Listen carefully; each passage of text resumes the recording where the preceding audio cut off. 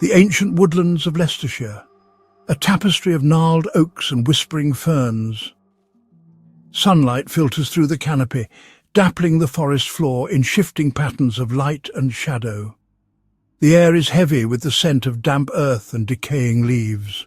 An ancient silence hangs in the air, broken only by the rustle of leaves and the distant cry of a bird. But beneath the tranquil facade lies an unsettling presence. A darkness lingers in the heart of these woods. It whispers on the wind, a chilling reminder of the ancient terror that stalks these woods.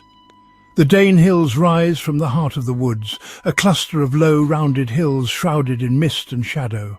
They are ancient, these hills, their slopes dotted with the remnants of Iron Age forts and Roman settlements.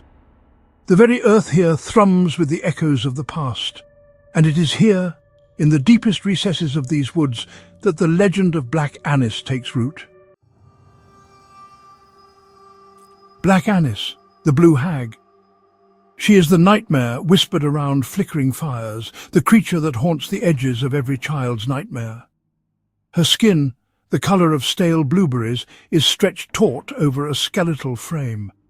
Her eyes burn with an infernal light, 2 points of malevolent yellow in the darkness. Her hair, a tangled mess of iron grey, falls around her shoulders like a shroud.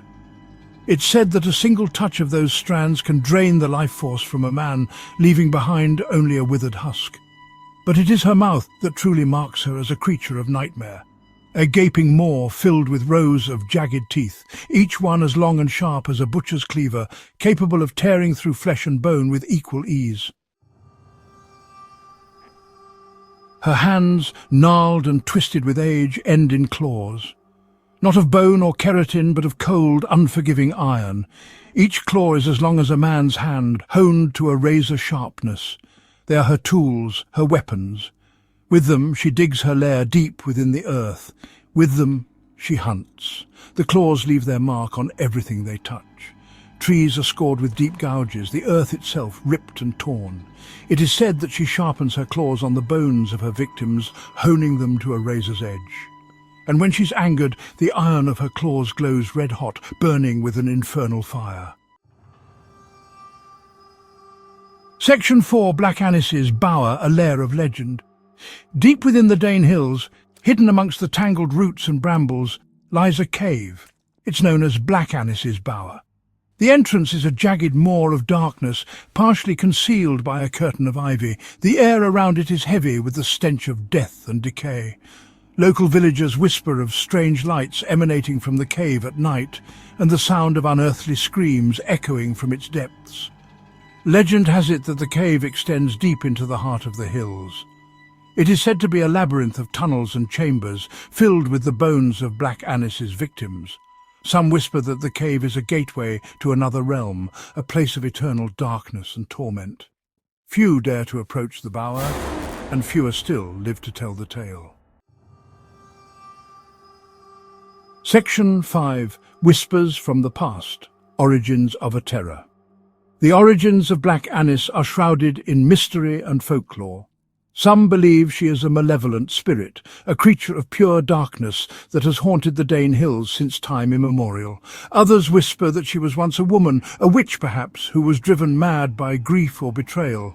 Still, others claim she is a manifestation of the land itself, a physical embodiment of the ancient and primal power that thrums beneath the soil of the Dane Hills.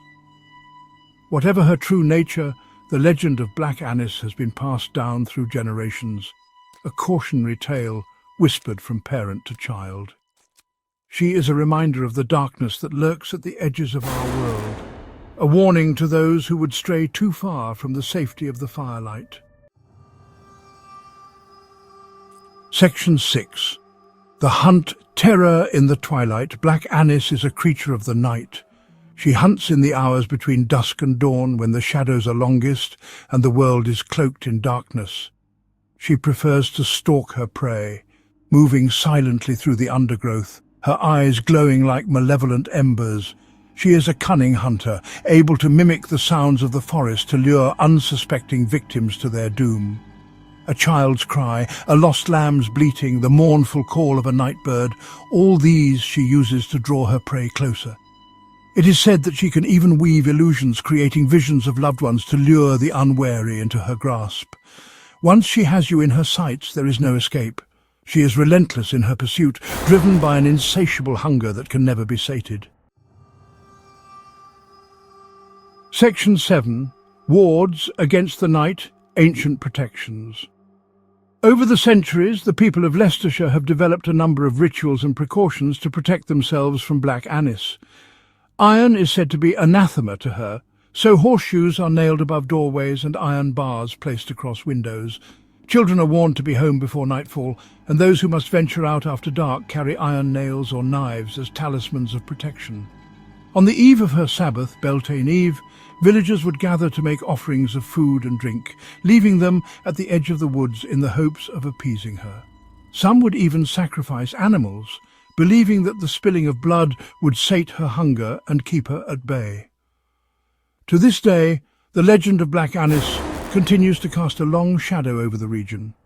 Parents still use her story to frighten children into obedience, and hikers and ramblers keep a wary eye out for any sign of the blue hag.